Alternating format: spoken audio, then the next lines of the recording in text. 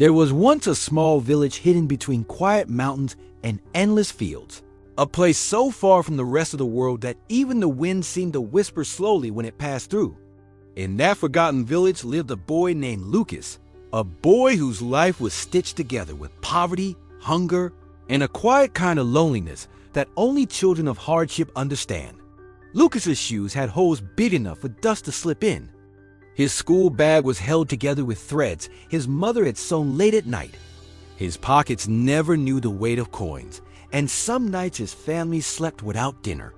Yet despite all the broken pieces around him, there was one thing inside Lucas that nothing, not hunger, not poverty, not people's laughter could ever break: his dream. It lived silently inside him, glowing like a small ember buried in ashes. He wanted to build something big in life, something that could rewrite the destiny of his family.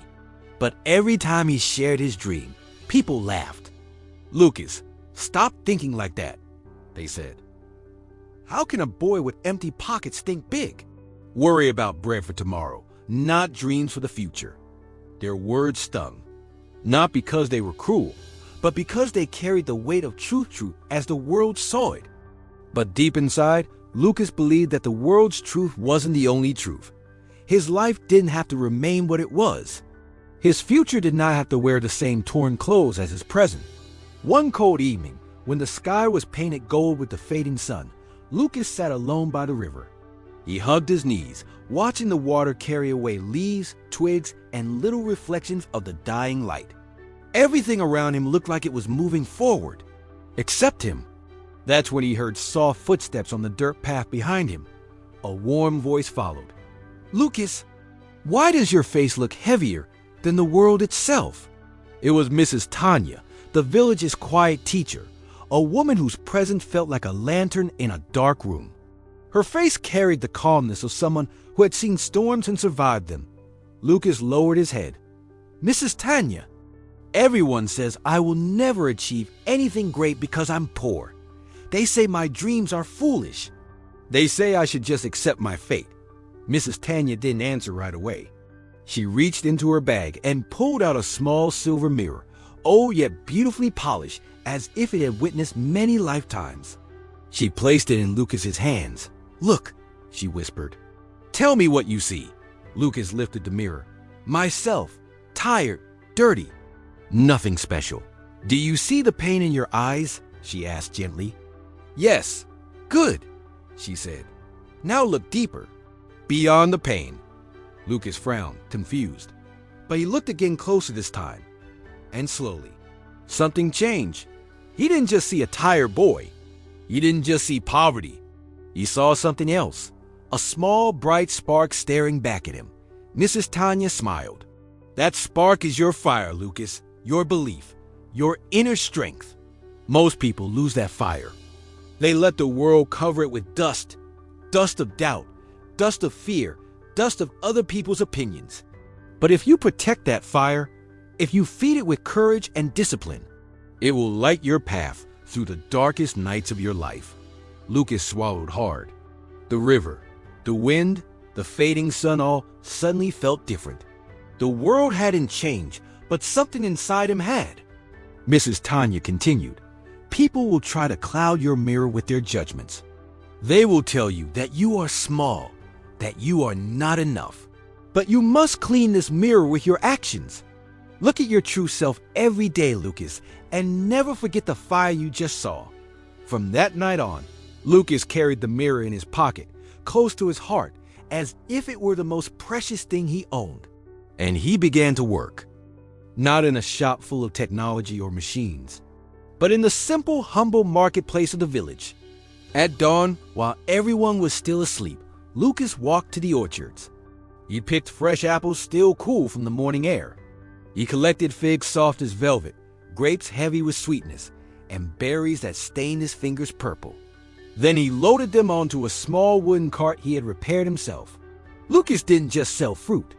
He sold kindness. He sold respect. He sold hope wrapped inside a smile. To the elderly who limped toward his cart, he offered extra apples for free. To the hungry children peeking from behind their mothers, he handed grapes without asking for a coin. And when someone didn't have the money, he said, "Take it anyway. One day, when you can, you'll pay me back." Slowly, people noticed the boy who had nothing gave more than anyone else. At night, Lucas studied under a flickering oil lamp. He sacrificed sleep. He sacrificed comfort. Sometimes he sacrificed dinner, but he never sacrificed his fire. Years passed like pages turning in a book. His one cart became two. Two became a small fruit stall, then a bigger one, then a small storage shed filled with baskets of fresh fruit. And one day, Lucas opened the village's first fresh harvest shop, a store that smelled of oranges, apples, warmth, and possibility. Customers traveled from nearby towns just to buy from him. Farmers lined up at dawn to sell him their harvest. And the same people who once laughed at him now waited outside his office hoping for a chance to work with him. His mother finally received the medicine she needed. His father no longer had to bend under the hot sun. Their home, once dim and quiet, now glowed with light and laughter. And through it all, Lucas kept the mirror close. One afternoon, Mrs. Tania visited the shop. Lucas rushed toward her, eyes shining with gratitude. She looked at him, then at the bustling store around him, and said softly, "You see, Lucas, the world tries to make poor boys think small. It tries to convince them that their dreams are too big, their hands too empty, their voice too quiet. But those who dare to think big rewrite their story.